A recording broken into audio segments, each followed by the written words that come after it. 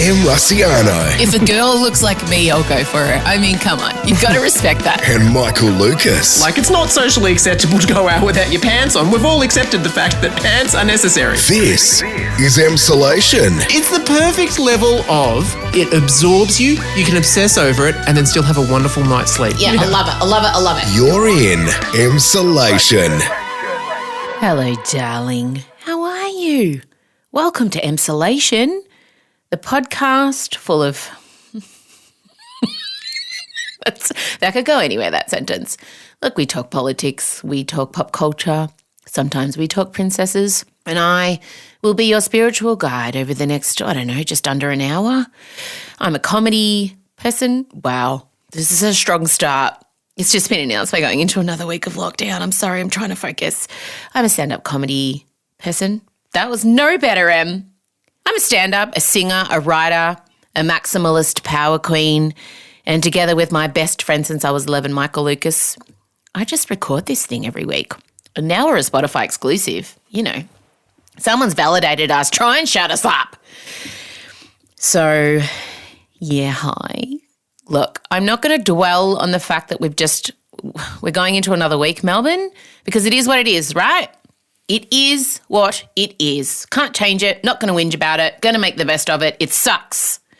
But also I know a lot of you are listening from other states who aren't in lockdown. You don't want to hear us whinge. I mean, I could, but I'm not going to. We're going to push through. We're going to keep putting stuff out to entertain you.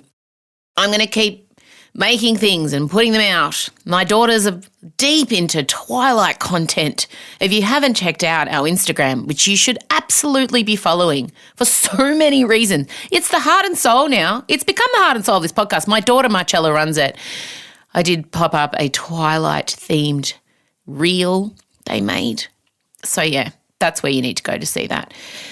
How has your week been, though, since we last spoke? How have you been feeling? What have you been doing? I kind of had a big moment, I think.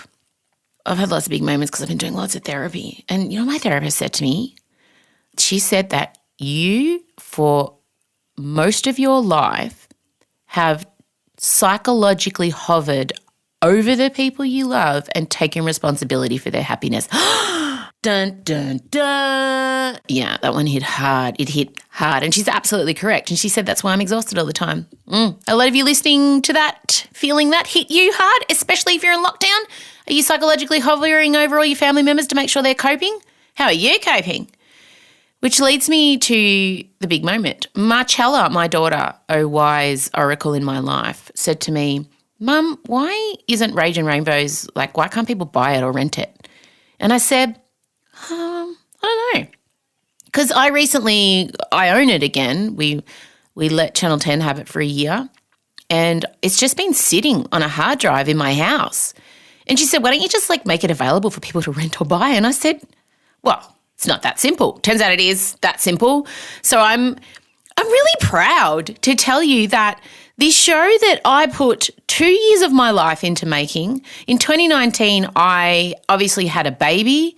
I went on tour, and then I wrote this stand-up special for Channel 10 with original songs that I wrote with Kate Miller-Heidke about female rage, about geriatric pregnancies, about being sick and tired of women mostly carrying the mental and emotional load in their households. And I had 12 dancing vaginas and an amazing costume and an incredible set and a kick-ass band. And we filmed it to a sold-out heaving show at the Melbourne Palais Theatre. And it was the last show that I performed before the coronavirus hit. So it's a big thing.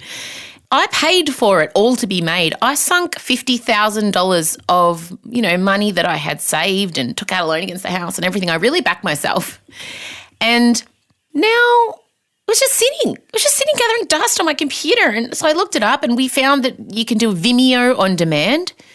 You can rent it or you can own it forever. The link is on our Instagram page, and it's on my Instagram page in the highlights. And it's $9.95 if you want to rent it for 48 hours, or $24.95 if you want to own it forever and go back and watch it over and over again.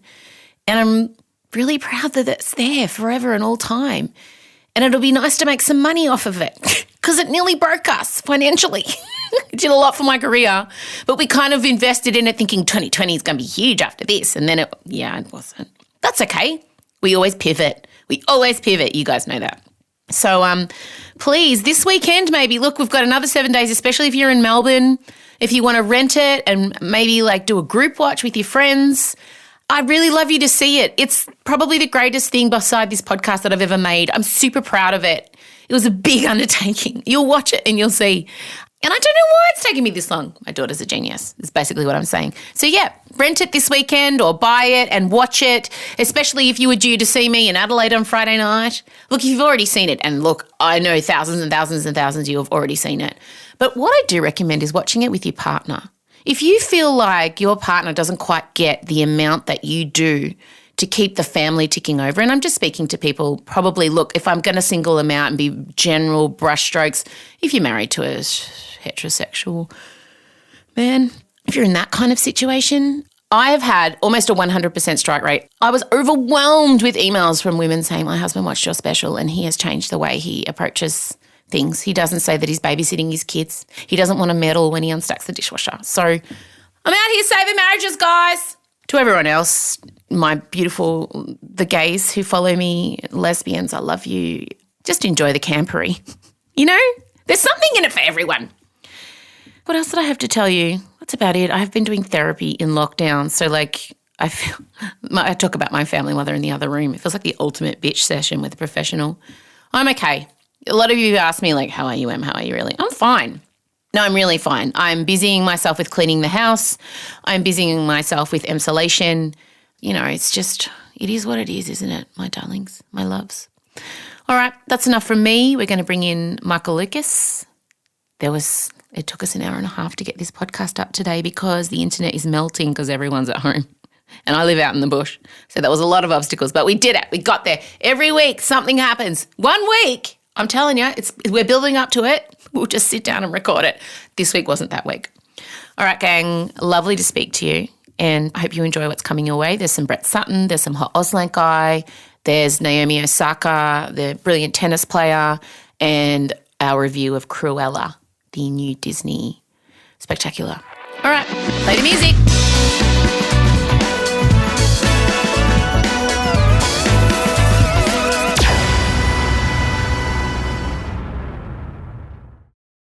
Em Rusciano and Michael Lucas. This is Emsolation. Welcome live from lockdown at his house, Michael Lucas. Hello. I love it how you made that sound like an exciting destination, live from lockdown at his house.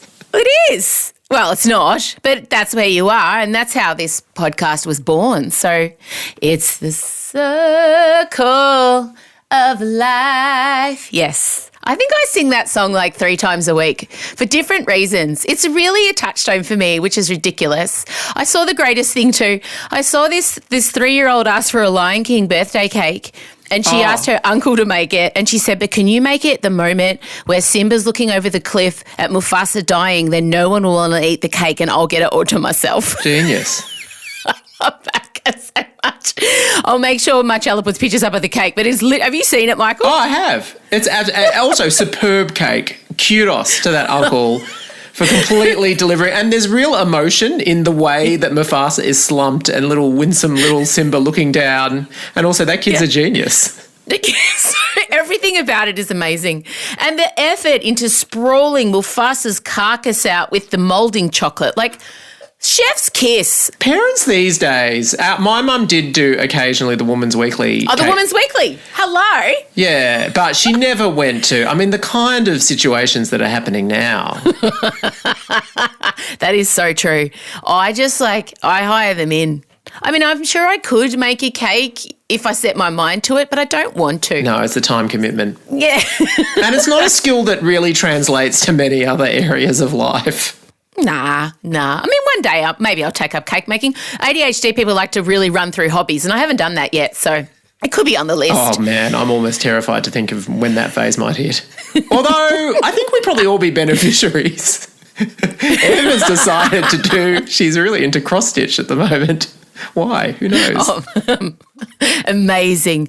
Look, obviously you and I are in Melbourne and lockdown is going to be extended, and the only real positive to come out of that, besides the fact my house is getting a top-to-toe cleaning, like it is looking stunning, guys, is the fact that we have seen the band get back together. Oh. I mean, obviously Dan is at home convalescing, but we have seen a return of Brett Sutton and Hot Auslan Guy together. Hi, I'm Victoria's Chief Health Officer, Brett Sutton. Hot Auslan Guy, a couple of days, not long before he made his reappearance, and we all panicked a little bit, thinking, what if he's been rotated? What if he's moved? What if anything could have happened?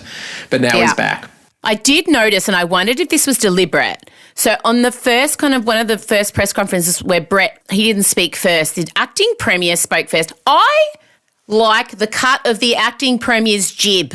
I have to say, I me quite too. like him. Me too. And I think this is actually, Dan's injury, I think, has really played in an unfortunate way for the opposition, because now it's given us a look at the acting premier, and I think most Victorians are going, yeah, he'd do. He'd be like, you know, when the time comes, he's fine. I like him. He's like a butcher, thicker Stanley Tucci. You know what I mean?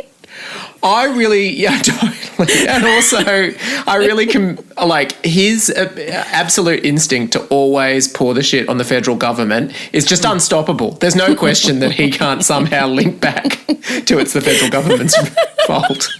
So, yeah, I noticed Hot Auslan Guy was signing when the acting premier was speaking, and then when Brett subbed in, Hot Auslan Guy subbed out. And I was like, wait, have they worked out that the absolute potency of these two together is too much for the people at home? We're already on overload as it is, and they go, we can't send out this kind of sexual energy into Melbourne. That would be its own public health risk. We need people to focus on the details. You can't vaccinate against sexy thirst, can you? Actually, it's funny because obviously the thirst for Hot Auslan Guy is back with a vengeance. There's been articles written about him. I obviously did a 10-minute stand-up set about him, which I'm starting to feel a little bit weird about because one of his friends sent me a DM. Ooh. Yeah. No, she was great. She's like, he's the loveliest human. So you can tell. You can tell. Yeah. And he was raised by deaf parents, which is why... Oh, man. Yeah. He's an Auslan interpreter. I know. I just can't believe how quickly I have sunk back into my obsession with both Sutton and Hot Auslan Guy. And I do, all throughout my 20s, I feel like I always sort of like these people who would be into me if the time was right and could forget about me really easily. And now I realise my relationship with Brett Sutton and Hot Auslan Guy is a bit like that. Haven't thought about them at all for months and months and months. And now 2 days into the pandemic, it's just all of a sudden I'm turning on the press conference going, hello. Like the equivalent of just sending a text going, doing anything tonight? Like that. Oh, no. It's you up. Yeah. We're effectively sending Hot Auslan Guy and Brett Sutton a text from all of Melbourne go at 3 a.m, you up? But look, obviously... there has been a sudden rush to vaccination. So I did The Drum, the ABC show The Drum a couple of weeks ago, and there was a whole segment about how there's just been this zero interest of uptake on the vaccination, coupled with the bungled rollout by the Morrison government. Also, because we're in this gilded cage on an island in the middle of nowhere with no coronavirus, what's the incentive for people to get the vaccination? Totally. And now there has been a run to vaccination centres all through Melbourne because people are realising this is the roadmap to freedom. But vaccination, along with breastfeeding, religion and politics, is one of those topics that myself, as a public figure, as an entertainer, as a comedian, I'm like, no, please, I don't. Can we not talk about it? I don't want to talk about it. I don't want anti-vaxxers sliding into my DMs, telling me the government are collecting my information to store for a later date so aliens can impregnate my future grandchildren. I don't want that. I have tweeted about vaccination because I, like so many Victorians, jumped on the hotline and just could not get through. I tried about 7 times, just didn't happen. And then I found out if you go to the hospital's websites, you could book yourself in. And so I tweeted about that. And I was a bit shocked at how many responses. I got a lot of responses that said, my body, my choice. And I feel like I always felt going back going, I'm not holding a gun to your head insisting that you go. Obviously, it's your body, your choice. But the other ones that I got were things like, it's not a vaccination. It's a genetic experiment run by Bill Gates. I got things like that.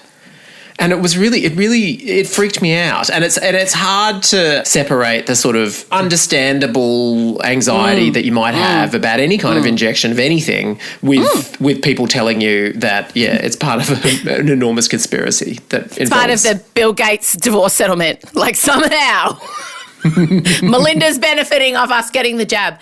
Look, I am pro-vaccination because I am pro-medicine and pro-science. I think, you know what, those guys have proved themselves to us time and time again. So I'm going to take their word for it. I don't believe every scientist and every medical professional in the world got together in a secret underground lair and said, right, we're going to fuck everyone over with a vaccine. And I am the conspiracy theorist queen. If it's about something inane and harmless, let's do it. The moon landing, did it happen? I don't know. But oh, God. Okay, let's just not bring that up. No, that's a joke. Did it's Beyonce a joke, guys. have her baby? Did she carry it? Of course she did. Of course she did. Of course she did. It's a joke. That's not what it's a she joke. thinks. That's not what she thinks. It is what I think. Now but she's only saying that because she's scared about the beehive. Can you shut up?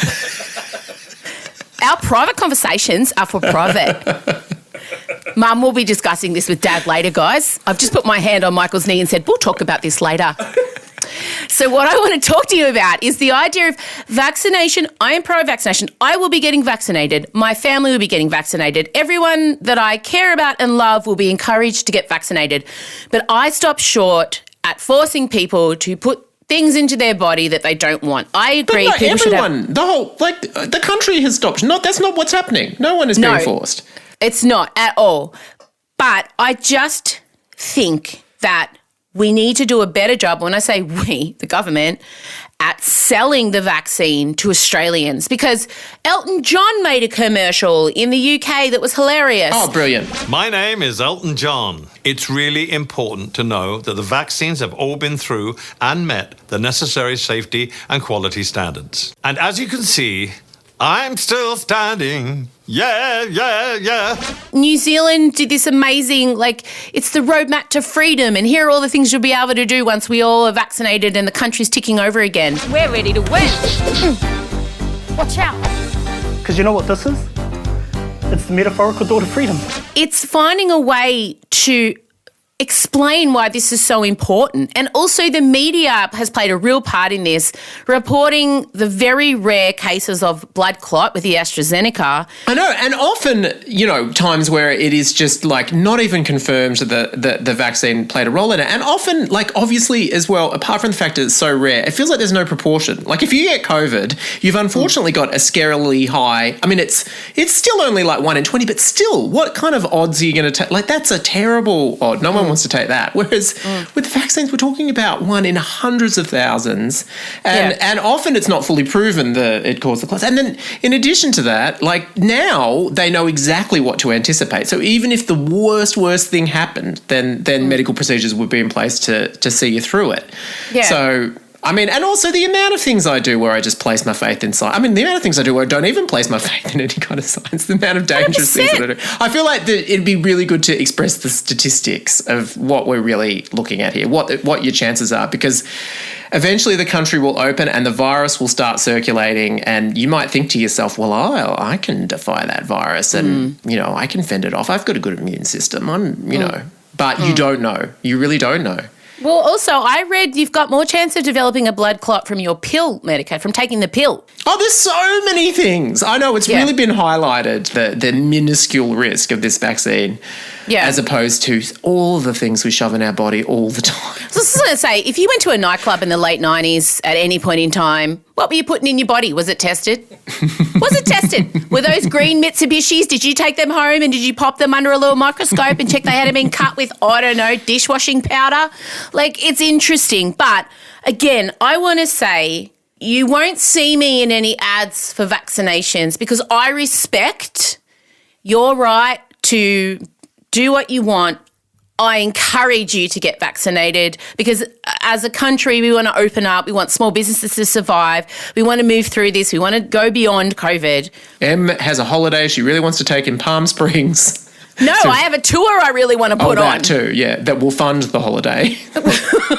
Like, cancelling the tour had a really devastating ripple effect on my crew, my band, the venues, the venue staff. This has affected everyone. So I am especially keen for everyone to get vaccinated, but I do understand people's concerns, and please don't bother ringing me don't ring me because I never answer my phone. Who answers their phone in 2021? I can confirm. Yeah, don't tweet me, don't slide into my DMs with your theories. Keep them to yourself. I don't care for them. I believe in science and medicine. Okay? And also, we are the children of people that worked in infectious diseases hospital, and Correct. I grew up hearing about the polio epidemic and the vaccine, and thank God that we would never had to face polio when we were kids. Thank God. Oh, exactly. All right. So, look, I did put it out to the Emsolation audience this morning. What do they want us to talk about this week? And the number one topic that came up was the Naomi Osaka situation. Now, for those of you who are unaware, she's a 4-time Grand Slam winner, and she has just withdrawn from the French Open. Now, she said she had experienced serious bouts of depression on and off since 2018. And initially, she said she would not be taking part in the post-match media conferences. She tweeted, "I believe the whole situation is kicking a person while they're down, and I don't understand the reasoning behind it." And she said she narrowed down her immense anxiety before tennis tournaments. A lot of that was attributed to the post-match media conferences. So to me, that makes total sense. And specifically as well, wasn't it also tied in with infamously that match with Serena Williams where there was some dubious line calls and the crowd booed, essentially. The crowd really started booing, which, I mean, I can't imagine how confronting that would be. Look, I believe, and my tennis knowledge isn't amazing, I believe that was the 2018 US Open final. Don't quote me though, because I don't know much about sport.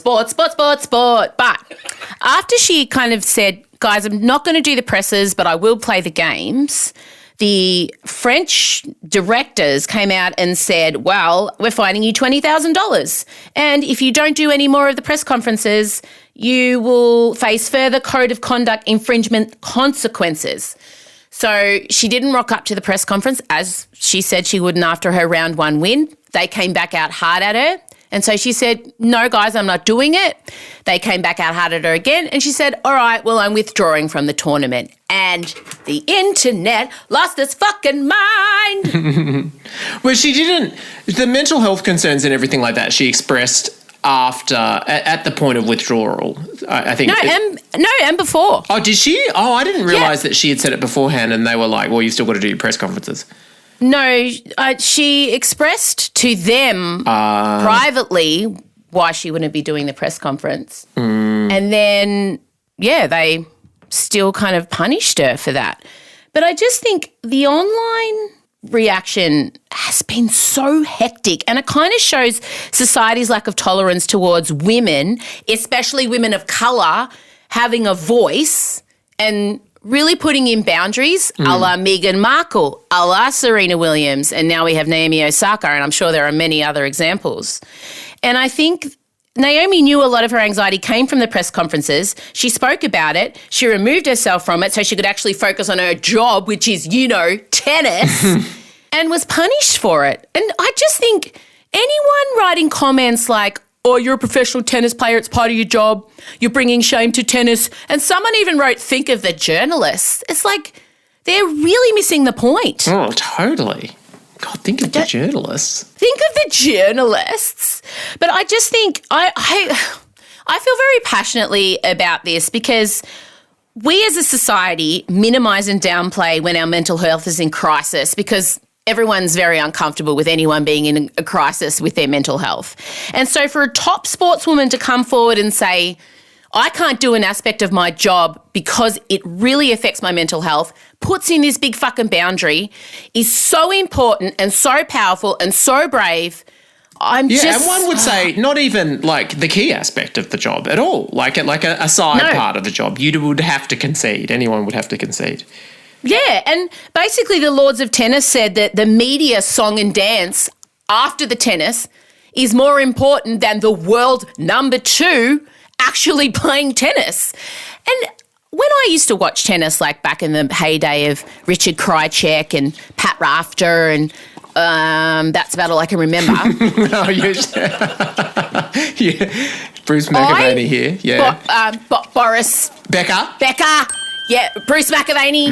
But no. What's the guy that yells at everyone? You cannot be serious!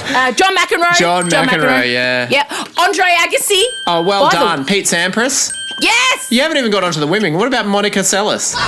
Oh, the grunter. That's right. Yeah, you know what you're doing. Steffi Graf. Who did she Martina marry? Navratilova. Andre Agassi. Yeah. Yes. I am tennis, guys. I am tennis. Now, what was my point? Oh, yeah. I didn't care about the post-conference. I turned it off. No one tunes into tennis to watch these stupid press conferences. We want to watch the prowess of Serena Williams, that powerful buttocks bouncing in the Puma Lycra skirt. The absolute display of strength. Oh, you want the close-up? I love the close-up when they're just about to serve. Oh. That moment of pause, and they've trained the cameras right in, and you get to look in their eye. That's part of the reason why I enjoy watching tennis on TV as opposed to team sports. Is it feels like you're really close up to them, and it's psychological. It's majestic. And the press conferences are always weird, and they attack the person who lost, and you can see the player doesn't want to be there. And I'll let everyone in on a secret. I hate doing media before tours. I hate it so much. I get super anxious. I get like diarrhea. I avoid doing anything around breakfast radio. Yeah. I feel the same way. I hate that part of my job, that having to go out and like explain yourself or kind of entice people to come and see you. And it's like, The weird thing is, and it surprises me that tennis isn't the same, with actors in TV shows, that's like a contract negotiation at the start, and they can kind of set what, and you sometimes get actors that say, I want to do this role, but I won't do any press, and so you have to accept that. And other times you get things like, I'll do the role, but I want to approve what press I do, and also I'll do the role and I only want to talk about, you know, the topics that I'm comfortable with. Like, you get all of these different things are negotiated in advance. It really surprises me that tennis is just like, well, too bad. You're going in front of all the press gallery. They can ask what they want. They're all going to try and make you cry. That's what they all want. Like, it feels really old-fashioned. Well, it is, and that's because it's run by old white guys. The four lords of the big opens, the Australian, the US, Wimbledon and French, they're all old, straight white guys who aren't used to women, especially women of colour, standing up for themselves. And this is a precedent. No player has ever done this before, but I'm sure many players would want to. And obviously, yes, they make millions. These players make so much money, and partly that's due to the intense media coverage, which lifts their profile, right? But their actual job is tennis, not putting on press conferences. And I just love her, this move as well. There's lots of aspects that I really like about it, like the fact that she's prioritising her own mental health and all that sort of stuff. But also, I think it's also one of those really good moves as someone who, like, she knows her value. And empirically, it's much more valuable to have the number 2 player in the entire world as part of your tournament than it is for them to do those press conferences at the end. And I don't know, that's part of why I find it so admirable is, and Serena is really good at this as well, is that sense of knowing your value and being prepared to back your value as well. Mate, that is my ethos in life. I give a whole keynote address to corporate events, to female corporate events, entitled Why You Should Always Back Yourself. And she is just giving permission to so many women and women of colour that it's okay to put in a boundary at work, that it's okay to stick to it, that it's okay to prioritise your mental health. And it's a huge moment of change in pro sport, because this is the ripple effect of this enormous athlete with huge profile prioritising her mental health is going to go all out through society and hopefully throughout sport, because my husband worked in AFL for a long time, and when players leave the protective nest of AFL, a very high percentage of them experience mental health issues afterwards, and that never gets spoken about. Yeah. So I think this is ace. And what did amuse me, though, was the French tennis boss, Gilles Moretin. He initially labelled Naomi's boycott of the media conferences as a phenomenal error, right? And then he's addressed the media again a couple of days ago and said, it's unfortunate. We wish her a speedy recovery. We hope you feel better. We'll see you next year. and then refused to take questions from the media gallery. Wow. It's breathtaking, isn't it? The irony. Oh, my God. Also, how old is she as well, Naomi? 23. That is crazy. Right? I could barely handle... I mean, there were so many aspects of life that I was not equipped to handle at that particular age. To think that after your worst, most difficult losses, you'd have to go out in front of like a professionally trained press scrum too. I mean, the times when I failed in my 20s, I just crawled. I literally went to my mother. I mean, that's where I was at that time.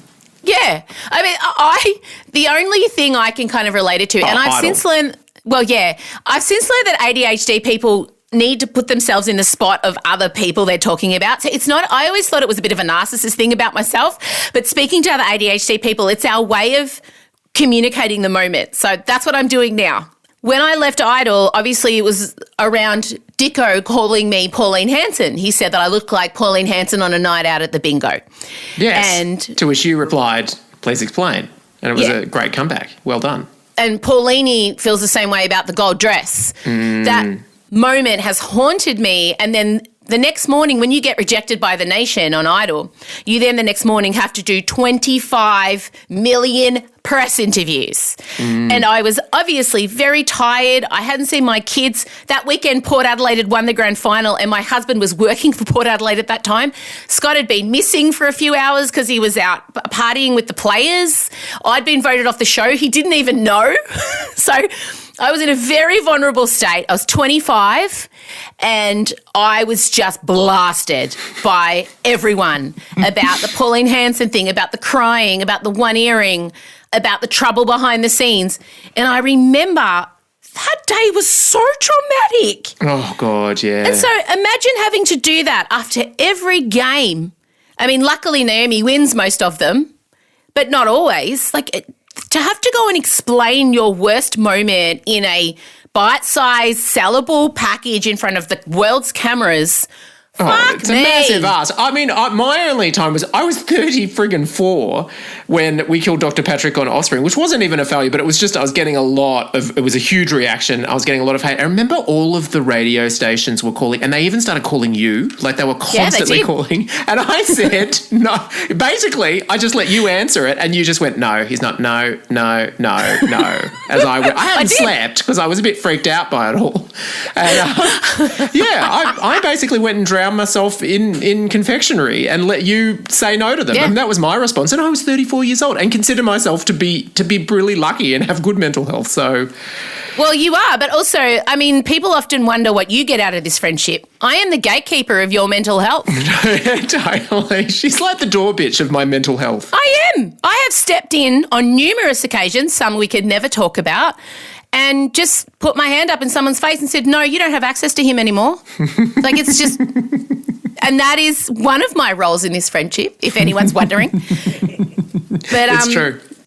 I think if Naomi putting in the boundary about her anxiety and her depression in her workplace has triggered you and you felt a need to attack her or you felt disappointed in her, I think that says a lot about you and not her. And I think maybe perhaps you're projecting. I don't know. Maybe there's something in your life you feel you need to put a boundary on. But for me, this is a phenomenal act by a courageous, brave woman of colour, which adds a whole other layer to it. And I applaud it and fucking full stop. No more questions at this time. I will not be taking any more questions. Okay, we're going to have a little rest, a little reset. We're going to come back with something camp. We've both seen Cruella.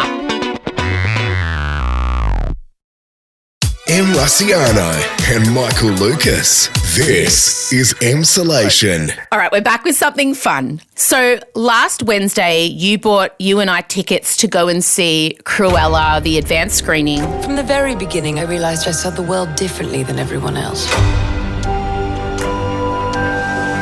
That didn't sit well with some people. But I wasn't for everyone. I guess they were always scared that I'd be a psycho. I had to withdraw because I had podcast post-production. And also, we just found out we were going into lockdown the next day. Yeah. And you had a couple of tour considerations. There was a lot going on. There's a lot going on. There's a lot going on. And again, for those of you who are worried about Michael's name not being on the podcast, Oh, yeah. there's a couple things there. I mean, you can explain why it's not there. It's better if you do it. My role on this, the phrase all care, no responsibility doesn't go far enough. I cannot even emphasize how little preparation. I just rock up, respond to M, go away. And then subsequent to that, the entire episode has to be completely edited, has to be put together, all of the ensuing marketing and all the little online things. It's hours and hours and hours and hours and hours of work that I just skip on by. I mean, it'd be absolutely obscene, except for the fact that this is the acknowledged, the situation and we've structured it all so it works that way. But if anyone is under the delusion that this is in any way some sort of 50-50 situation, I would go so far as to say it's 94% him, 6% me. In terms of the energy it takes. I've had co-hosts in the past who could claim the same thing. But he's in the picture, and honestly, to sell the podcast, they wanted my name on it. Like, there's a whole bunch of reasons. No, Spotify, to put it mildly, was not knocking at my door saying, we want to hear your thoughts on Brett Sutton. So Michael's cool. If he ever wants his name on it, I'll put it there. But for the moment, he doesn't care. So we left it. I did rub salt in the wound on this day, though, because I had these tickets and Em said can't make it. And so instead, I took her daughter. And this is so I haven't even told you this level of betrayal. Firstly, I knew it was the most Em movie in the whole wide world. But then secondly, as part of the tickets, you got given like choc tops and red wine, and we still claimed all of your wine and choc tops and consumed them ourselves. Oh, I could have, like a nice person would have found a way to like package them up and send them to you. No, Didn't. it's fine. I'm not drinking, and I can't have anything with numbers in it anymore, so it's fine. That's right. But yes, Cruella. So I watched it with the Disney On Demand on Saturday night. Chella watched it again as well. So I just want to start off by saying I fucking loved it. It has been torn to shreds. If I had have read any reviews, I probably would never have watched it. But my review is just suspend your brain at the door and just sit down to enjoy Emma Thompson as the Baroness. I know. Master of understatement, as usual. It's for me, it's just Emma Thompson is absolutely worth the price of admission just by herself. Oh my God.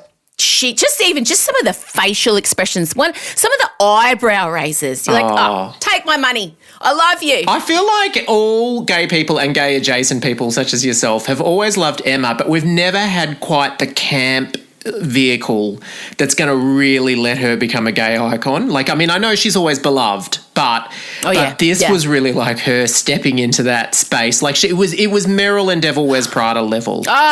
It was but with even more harsher. Extreme. Yeah, absolutely. Bigger. It was amazing. So it's the kind of origin story of Cruella. Emma Stone stars as Cruella, and we kind of start with her. She was born Estella with the black and white hair, and we see her first at school as a bit of a troublemaker, as a fashion-forward, badge-wearing, system-shaking tween. And then, I don't want to give it away, but there's a moment that kind of explains why Cruella hates Dalmatians so much. And look, I'm going to say I wasn't sold on that moment, but I was prepared to overlook it. I was not sold on that moment either. The CGI Dalmatians, I just feel like Dalmatians aren't known as vicious dogs. It was kind of like making a Labrador vicious. I found it hard. Also, to be honest, I'll just be honest. I love Cruella as she's always been. I loved that she wanted that Dalmatian coat because it looked good. Yeah. And she didn't care if some puppies had to die. That is who she is. She's a villain. I don't feel like I needed to know that there was a childhood trauma that motivated her desire to skin Dalmatians. Just let her be an arsehole. No, she's not. They've softened her. She's got a dog sidekick just to remind us all she's not wearing puppies. She's got a cute little dog sidekick. Doesn't matter. So we watch her kind of rise up as this incredible fashion designer, and then she becomes like, it's kind of very Vivienne Westwood vibes, if I had to kind of pin a point in fashion. But for me, the fashion, the camp, the CGI dogs, the sidekicks, like the two Emmas together on screen. I can't fight it. Like, what did you say? Your genes are a certain way, and that's just... At the end of the day, we are genetically who we are. And when I was watching it, there was one particular time. It goes into this section where the Baroness is hosting all these big events and Emma Stone keeps showing up in increasingly insane outfits. And there was one time when she shows up and she's wearing some sort of cape and it turns out it's flammable. And so she drops a match and her cape like burns off. And I remember I actually felt a slight physical pain that you went there watching it, just because I honestly thought it's close as a Disney fantasy would bring you to orgasm, that moment would do it. Like, it was just so geared to you. I was on the couch and it happened and Chella was like watching me. She was watching me. I'm like, why are you watching me? She goes, just wait for it. And it happened and I was like, whoo! And I clapped and I rewound it 5 times. Yeah. And I put it online too. It's the greatest cinematic moment in Disney's history. I'm sorry. And that includes Mufasa dying and therefore to be immortalised for all time in that girl's cake. Like, and then I started thinking about, can I do that? How can I make that? And then I'm like, I'm definitely dressing as Emma Stone's version of Cruella for your Halloween party and I'm going to somehow figure out how to make my cape explode. Like, this is happening. Look, that seems fraught with danger, but if that's the way you go down, it is fitting. Oh, imagine she died in an unfortunate costuming attack incident. The cape was too flammable. She wasn't using natural fibres. It also brings you, like, I feel like Madonna has some cape disasters, but it's to be burnt alive by a cape flourish gone wrong. It's very on brand. And so often capes foil divas. Like the poor Elsa moment on the Broadway version of Frozen. We've talked about it before. A cape can make or break a bitch. Let's be honest. Oh, but they always go back to they're so fabulous though. Like a moth to the flame. So dramatic. 100%. I love a cape. I love a hood. Oh my God, if I could find a way to work that into my everyday life, just dramatically to walk in and set a part of myself on fire. How dare you call me dramatic, anyone out there? How dare you? Look, my response would be that the film, look, it might be about half an hour too long, and there's some incredibly dubious VFX, but at the end of the day, all you need is Emma Thompson and Emma Stone facing off, saying those lines, written, by the way, by an Australian. Oh, yes. Yes, a former Offspring friend. writer. Yes. And it's just heaven if you're that way inclined. It's fabulous. I mean, the music... When sympathy for the devil strikes up in the final scenes, when we realise why her name is Cruella DeVille, Cruella DeVille. Oh my God. And sympathy for the devil strikes up. I was like peaking. Like, it's too much. The music is phenomenal. It must have cost them $1 billion. I just can't even. It was like every 2.5 minutes they played another super iconic song from the 70s. It was breathtaking.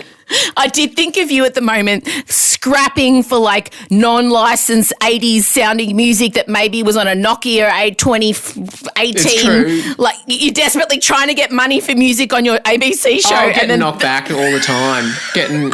Like, I was sitting there going, okay, we reckon we can get $6,000 for this song, and then the quote comes in, they are willing to come down to $65,000. Imagine what the Stones charge Disney. Oh my God. Anyway. All right. Well, my laptop's on 5% and my phone's gone dead, so it's probably time to end it. We'll chat again next week. Yes, well, we will, because just as we've been recording this, Melbourne's lockdown has been extended another 7 days. Breaking news. God. My poor children. Jesus. Okay. No, you'll be good. Great. You'll be good. We'll get at least 4 more modes of Sutton facial hair, so... Yes. All right, he shaved it off. No, but that's all right. But I like that he doesn't just give it all the time. I mean, I struggled when I saw him clean-shaven. I was a bit like, damn it, why'd you do that? But then I thought, no, it's good. We need to earn it. All right, fine. All right, I'll talk to you later. Bye. Bye. This is Emsolation. Well, that's it.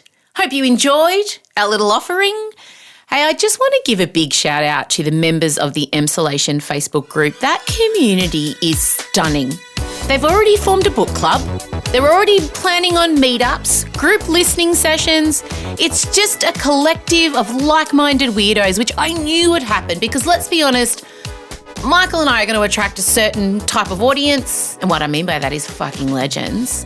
Discerning, witty, nuanced. They get shit. They don't you guys just get it. If you are a fan of this podcast, you are on our level. And not many people are. You know that. So the Facebook group is Emsolation. You'll be able to find it. All the links are on our Instagram account at Emsolation Podcast. And also join the mailing list. A newsletter will go out every Thursday. Giggling Ben is in charge of that, where we're going to shout out to the Facebook group. You put our recommendations. You get a little note from me. I'm just trying to find ways to bring our community together because, fuck, it's a lonely time at the moment. I'm so lonely. And I live with 4 other people. But I dip in and out of the Facebook group and chat to you all. And I just love what's going on. It's a big deal. Go and join it if you want to. Get on the mailing list. Really immerse yourself in this podcast. I've gone all in. Flaps to the wall. I want you all to go flaps to the wall too. Even those of you with balls. I want your flaps in. Of course, this is going to end on me talking about flaps. All right. And also, if you do have a Raging Rainbows viewing party this weekend, send me photos. Tag me in them. Makes me happy. Makes me happy that the thing that I made is being enjoyed. And international pals, it's available to you. If you are in America or England or New Zealand or Canada or Italy, wherever you listen from, you can watch it as well. Totally available worldwide. I made sure of that. Mr. Worldwide. Who's that? Pitbull. The guy who raps in a suit like he's going to a funeral after the gig. Don't laugh at your own jokes, Em. Love you guys. Talk soon.